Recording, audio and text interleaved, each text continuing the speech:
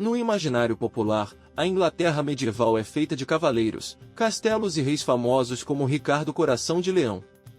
Mas, muito antes disso, havia um mundo quase esquecido, de guerreiros pagãos, deuses antigos e aldeias construídas em madeira, o mundo dos anglo-saxões.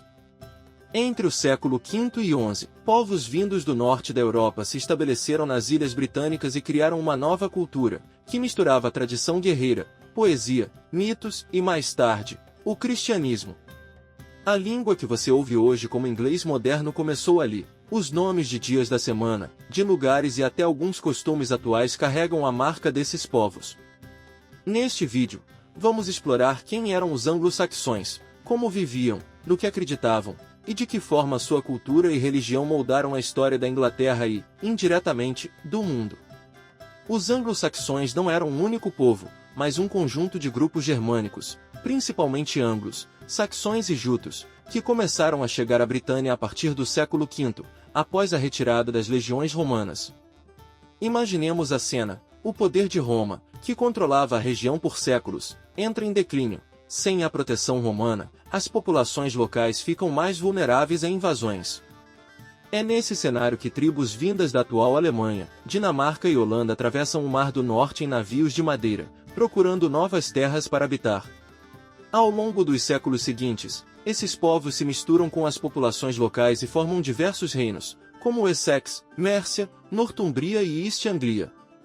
O resultado foi uma nova identidade cultural, com sua própria língua, o inglês antigo, suas tradições e seu modo particular de ver o mundo.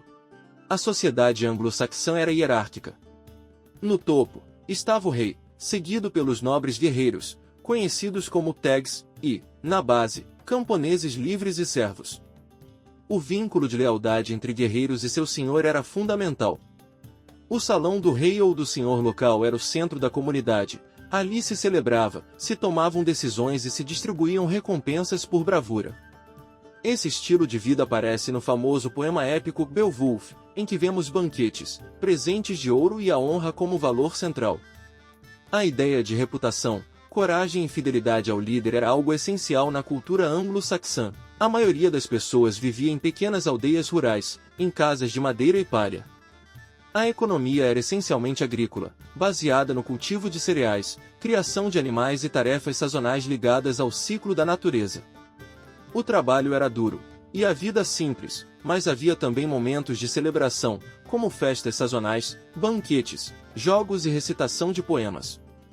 Os anglo-saxões eram habilidosos artesãos. Objetos de metal, como fivelas, broches, armas ornamentadas e joias em ouro e prata, mostram um estilo artístico refinado, com padrões geométricos entrelaçados, muitas vezes com motivos de animais. Quanto à escrita, eles usavam inicialmente um alfabeto rúnico, chamado Futhorc, ligado à magia e à religião. Com o avanço do cristianismo, passaram a adotar o alfabeto latino, e surgem então manuscritos ilustrados, como o famoso livro de Kells. Embora irlandês, ele ilustra bem o estilo insular daquela região e época. Antes da chegada do cristianismo, os anglo-saxões praticavam uma religião pagã germânica, semelhante às crenças de outros povos do norte da Europa. Seu mundo era povoado por deuses, espíritos da natureza e forças invisíveis.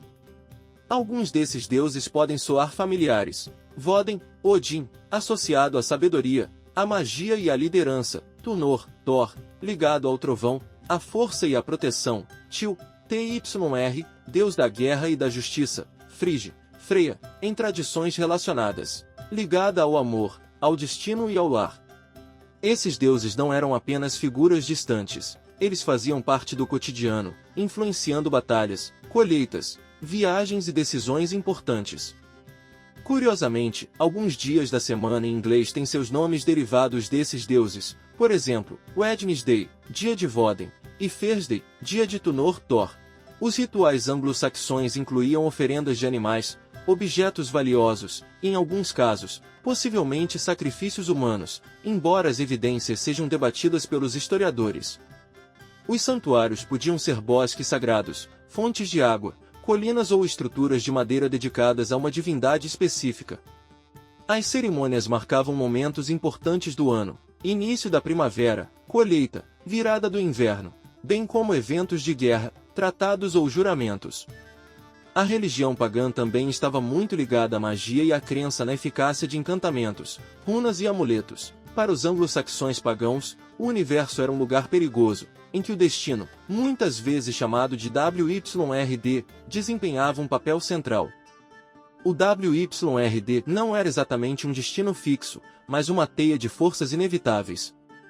Ao mesmo tempo, coragem e honra permitiam enfrentar esse destino com dignidade. Essa mentalidade aparece na literatura, heróis que lutam sabendo que podem morrer, mas que buscam a glória e a memória eterna entre os seus. A partir do final do século VI, o mundo anglo-saxão começa a mudar profundamente com a chegada do cristianismo. Em 597, o Papa Gregório Magno envia o monge Agostinho de Cantuária para levar a fé cristã aos anglo-saxões. Ele inicia sua missão no reino de Kent, apoiado pelo rei Ethelberto, cuja esposa já era cristã. Mas o cristianismo não veio de uma única direção. Além da missão romana, havia também a influência celta, vinda da Irlanda e da Escócia, com monges missionários que fundavam mosteiros e ensinavam uma forma de vida monástica. Com o tempo, reis e nobres começam a se converter, muitas vezes por motivos políticos, buscando alianças e prestígio. E, quando a elite se converte, o povo tende a seguir. A conversão não foi um processo instantâneo. Durante bastante tempo, elementos pagãos e cristãos coexistiram. Alguns lugares de culto pagão foram reaproveitados como locais de igrejas. Tradições antigas foram reinterpretadas à luz da nova fé. Festas ligadas ao ciclo agrário foram encaixadas no calendário cristão. Nos textos da época, vemos monges criticando superstições, amuletos e práticas antigas, sinal de que, na prática, muitos anglo-saxões combinavam crenças, recorriam a orações cristãs e encantamentos tradicionais ao mesmo tempo. Com o cristianismo, surgem mosteiros que se tornam centros de ensino, arte e produção de livros. Monges copiam manuscritos, estudam latim, produzem crônicas e obras de teologia.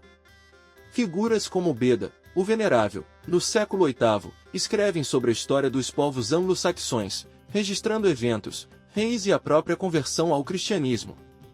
A cultura oral de poesia e canto continua, mas agora convive com uma cultura escrita, que preserva histórias, leis e tradições. Apesar de os reinos anglo-saxões terem sido drasticamente transformados após a conquista normanda de 1066, muito do que eles criaram sobrevive até hoje. A língua inglesa moderna nasce do inglês antigo falado por esses povos. Muitos nomes de cidades e regiões da Inglaterra têm origem anglo-saxã. Como vimos, até dias da semana preservam memórias dos antigos deuses.